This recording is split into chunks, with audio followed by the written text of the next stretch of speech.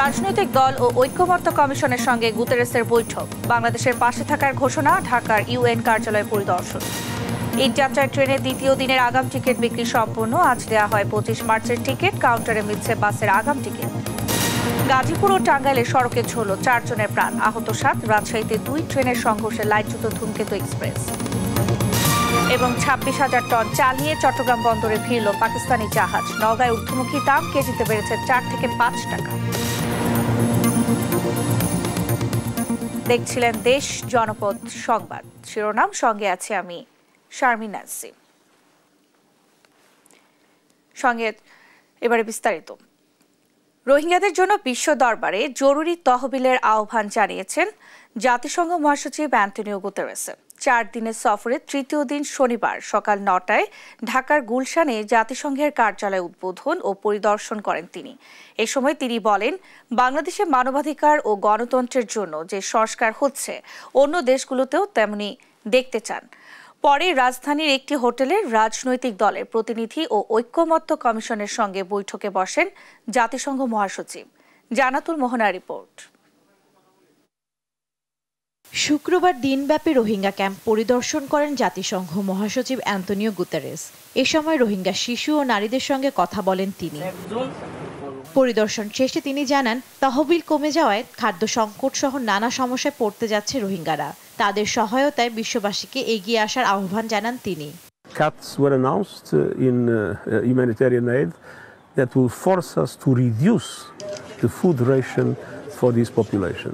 This would be a tragedy because there are already many cases of malnutrition. People would suffer, people would die. My appeal to the international community, please give us the emergency funds that are necessary to avoid this tragedy. 4 দিনের সফরের তৃতীয় দিন শনিবার সকালে ঢাকার গুলশানে জাতিসংঘের কার্যালয় উদ্বোধন ও পরিদর্শন করেন তিনি। এই সময় বাংলাদেশে মানবাধিকার ও গণতন্ত্রের জন্য যে সংস্কার হচ্ছে অন্য দেশগুলোতেও তেমনই দেখতে চান বলে জানান জাতিসংঘ মহাসচিব। There are not many countries in the world where the UN can work with so favorable conditions, with such a wonderful hospitality and with a strong support as it happens in Bangladesh. Bangladesh সরকার ও জনগণকে সব ধরনের সহযোগিতা করার আশ্বাসও দেন তিনি। We are totally committed to do everything we can to support Bangladesh in this crucial period and at the same time to draw the attention of the international community for the need to fully support you and for the need to fully support the generous action of Bangladesh. দুপুরে রাজধানীর একটি হোটেলে BNP সহ রাজনৈতিক দলের নেতাদের সঙ্গে বৈঠকে বসবেন জাতিসংঘ মহাসচিব। এছাড়াও জাতীয় ঐকমত্য কমিশন, সুশীল সমাজ ও যুব প্রতিনিধিদের সঙ্গেও বৈঠক করবেন। বিকেল 5:30টায় যৌথ সংবাদ সম্মেলনে অংশ নেবেন জাতিসংঘের মহাসচিব ও অন্তর্বর্তী সরকারের পররাষ্ট্র উপদেষ্টা। জান্নাতুল মোহনা, দেশ টিভি, ঢাকা। রাজধানীর হোটেল ইন্টারকন্টিনেন্টালে আছেন সহকর্মী আলিমুজ্জামান সাফওয়ান, যুক্ত হচ্ছেন সরাসরি।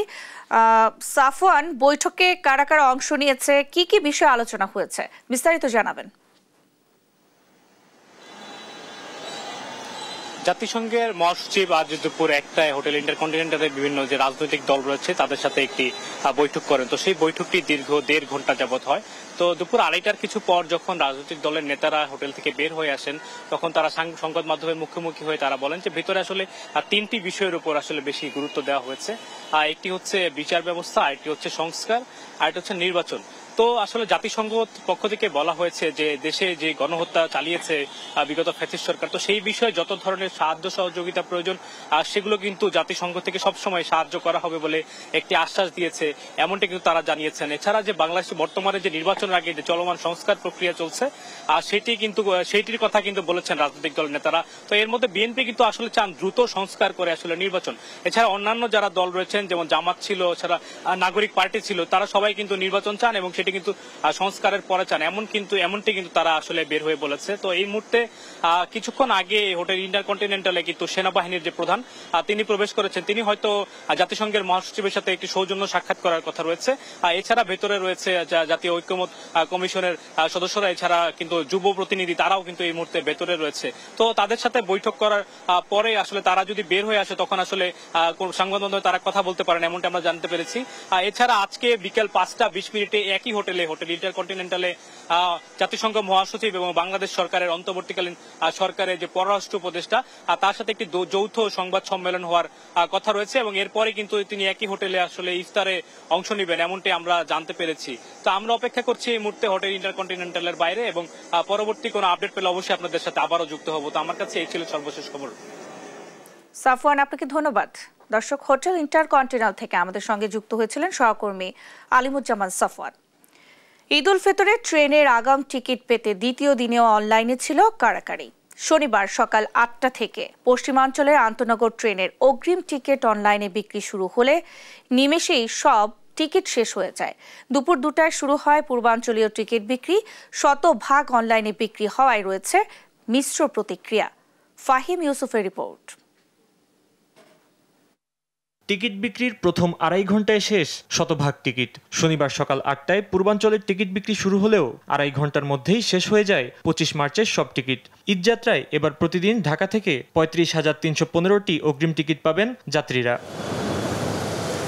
কমলাপুর রেলওয়ে স্টেশনে সকাল থেকে ছিল নিয়মিত যাত্রীদের ভিড়, তবে টিকিট কিনতে চিরাচরিত ভিড় দেখা যায়নি কাউন্টারগুলোতে। অন্যদিকে টিকিট বিক্রির দ্বিতীয় দিনে সকাল 8:30 পর্যন্ত সাইটে প্রবেশ করেন প্রায় 1.25 কোটি মানুষ।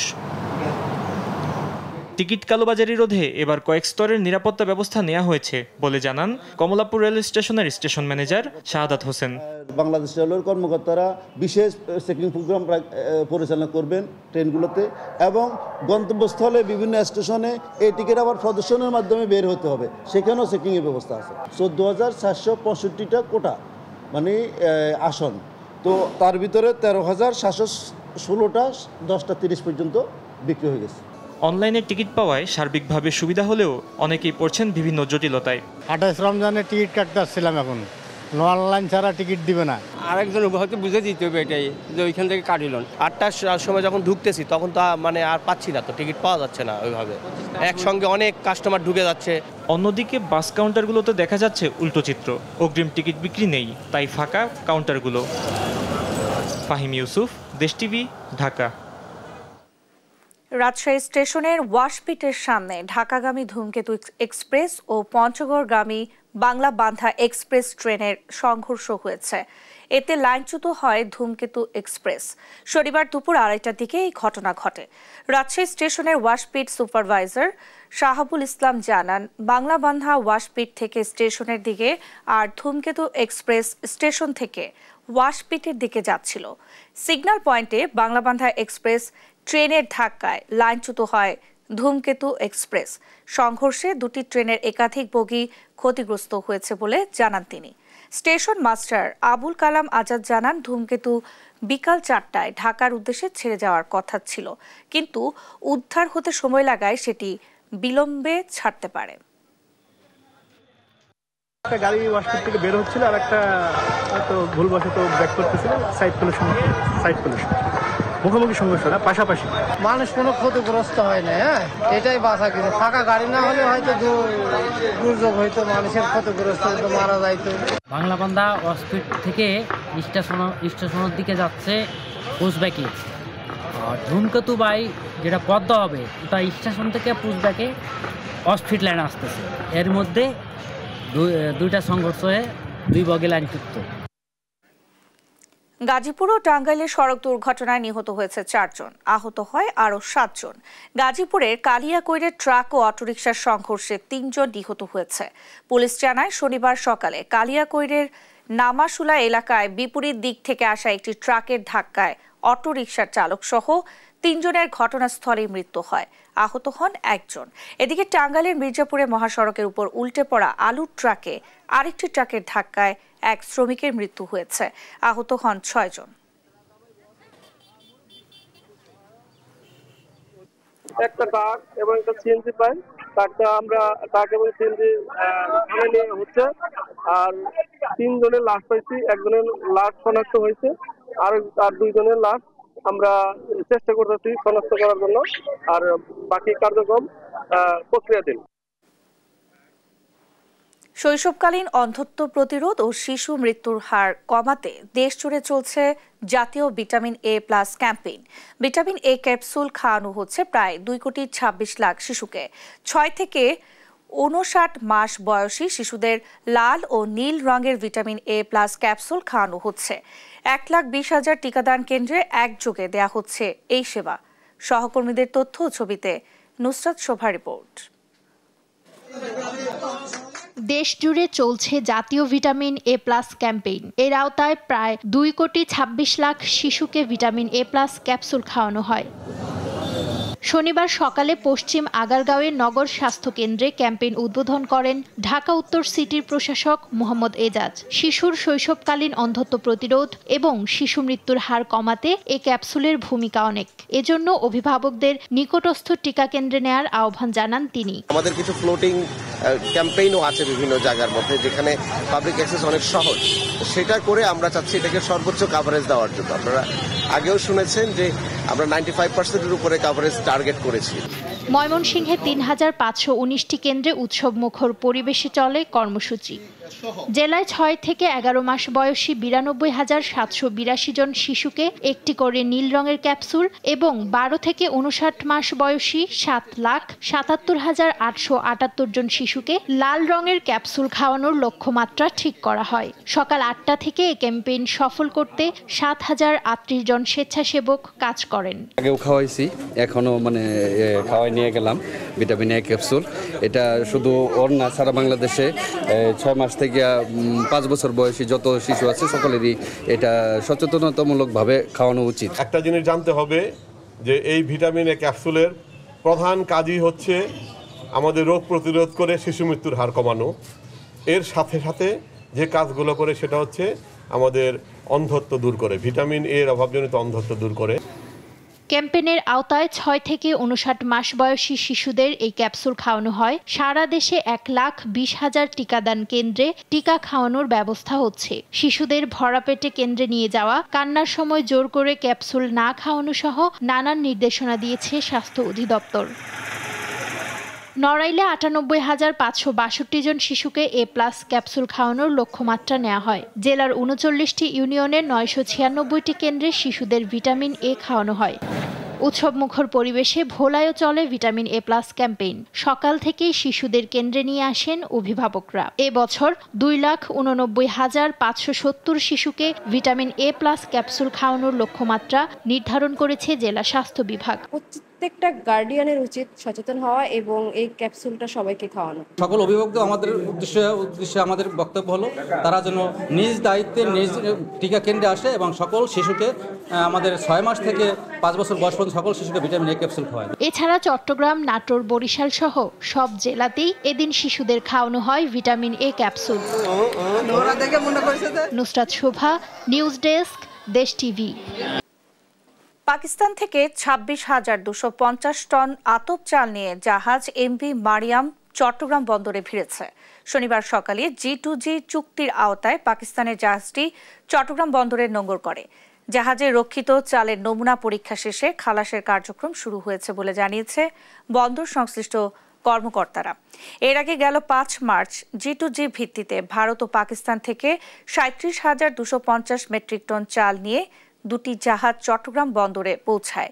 এর মধ্যে পাকিস্তান থেকে 26,250 মেট্রিক টন এবং ভারত থেকে 11,000 মেট্রিক টন চাল ছিল। এদিকে নওগাঁয় বেড়েছে চালের দাম। খুচরা বাজারে সরু চালের দাম বেড়েছে কেজিতে 4 থেকে 5 টাকা পর্যন্ত। নাভিশ্বাস সাধারণ মানুষের। মিল মালিকদের দাবি, ধানের সরবরাহ কমায় বেড়েছে চালের দাম। সহকর্মী কামাল হোসেনের তথ্য ছবিতে আরও জানাচ্ছেন আলী আকাশ।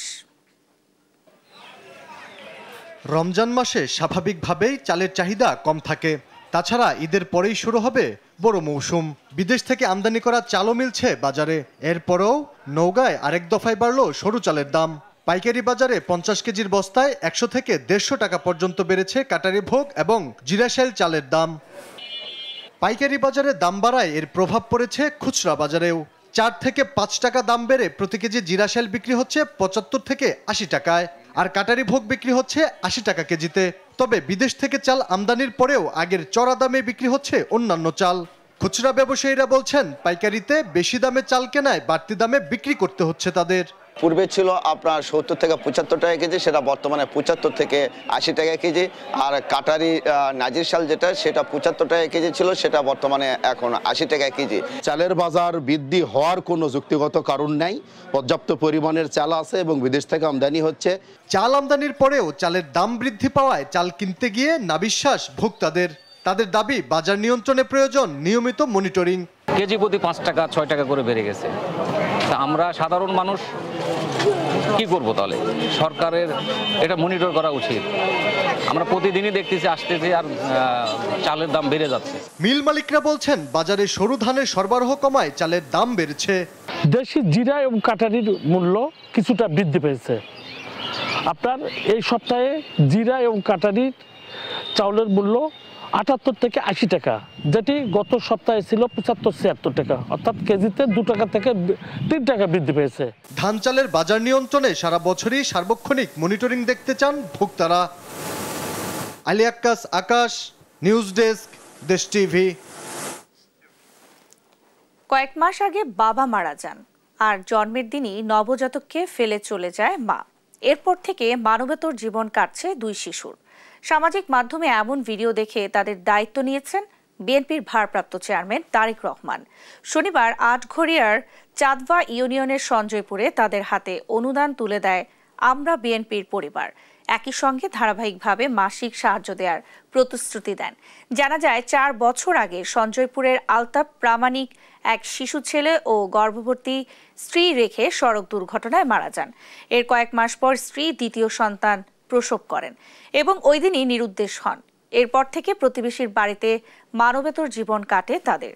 সম্প্রতি তাদের এমন করুণ অবস্থার একটি ভিডিও সামাজিক মাধ্যমে দেখে তারেক রহমান তাদের খুঁজে বের করে সহায়তার নির্দেশনা দেন আমরা বিএনপি পরিবারকে।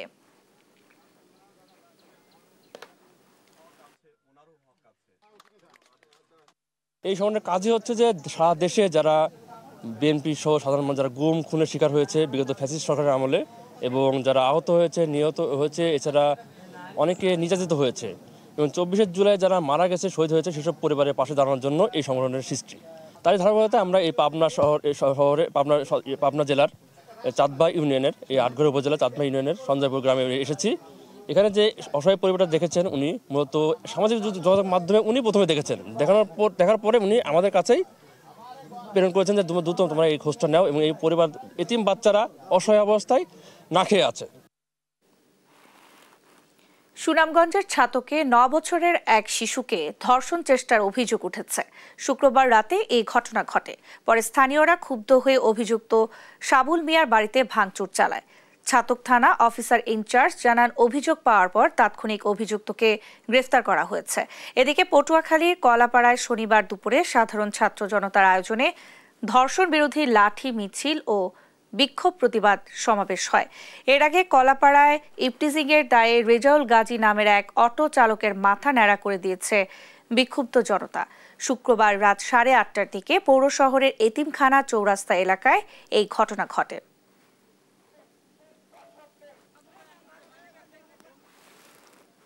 সিঙ্গাপুরের জাহাজে বাংলাদেশি নাবিকের রহস্যজনক মৃত্যুর ঘটনায় তদন্ত নিয়ে গড়িমসির অভিযোগ উঠেছে। শনিবার চাঁপাইনবাবগঞ্জ প্রেস ক্লাবে সংবাদ সম্মেলনে এমন অভিযোগ করেন নিহতের ভাই মেরিন ইঞ্জিনিয়ার হালিমুর রশিদ। তিনি জানান, সিঙ্গাপুরের জাহাজে আব্দুর রহমানের রহস্যজনক মৃত্যুর পর পুলিশ হেডকোয়ার্টার সহ একাধিক থানায় ঘুরেও মামলা করতে পারেনি নিহতের পরিবার। প্রায় 2 বছর পর হাইকোর্টে রিট করেন নিহতের ভাই। পরে 2024 সালের জুন মাসে হাইকোর্ট বিমানবন্দর থানাকে হালিমুর রশিদের করা অভিযোগটিকে হত্যা মামলা হিসেবে তদন্ত করার নির্দেশ দেন। এই মামলায় জাহাজে কর্মরত 6 জনকে আসামি করা হয়েছে। আলোচিত এই মামলা নিয়ে তদন্তে গড়িমসির অভিযোগ তুলেছে নিহতের পরিবার। তাদের কেমিক্যাল ট্যাঙ্কে প্রবলেম ছিল, আমার হাজবেন্ড এই কথাটা জানতে পারে এবং তাদেরকে থ্রেট করে যে এটা তাড়াতাড়ি ম্যানেজের ব্যবস্থা করেন, এখানে ক্ষতিকর কেমিক্যাল আছে, এটাতে যে কোনো সময় মানুষের ক্ষতি হইতে পারে। এই জন্য আমার হাজবেন্ড অনেক কথা বলছিল তাদেরকে, কিন্তু তার কথা শুনে নাই, উল্টা তাকেই খুন করা হয়েছে। উত্তরা থানা মামলাটি না নিলে আমরা ডিএমপির শরণাপন্ন হই এবং ডিএমপি আমাদেরকে প্রায় 2 বছর যাবৎ মামলাটি হয় নাই এবং হয়রানি করতে থাকে। তারপর আমরা মহামান্য হাইকোর্টের দ্বারস্থ হই এবং মামলা রুজু করি এবং আমাদের প্রধান আসামি যে জাহাজের প্রধান আসামি 5 জন তথা এজেন্ট হক অ্যান্ড সন্সের সহযোগিতায় তারা কোনো আসামি গ্রেপ্তার করতেছেন না। এখন পর্যন্ত কোনো মামলার তেমন অগ্রগতি দেখতেছি না। এই ছিল এখনকার দেশ জনপদ সংবাদ। পরের বুলেটিন দেখার আমন্ত্রণ রইল। ধন্যবাদ সবাইকে।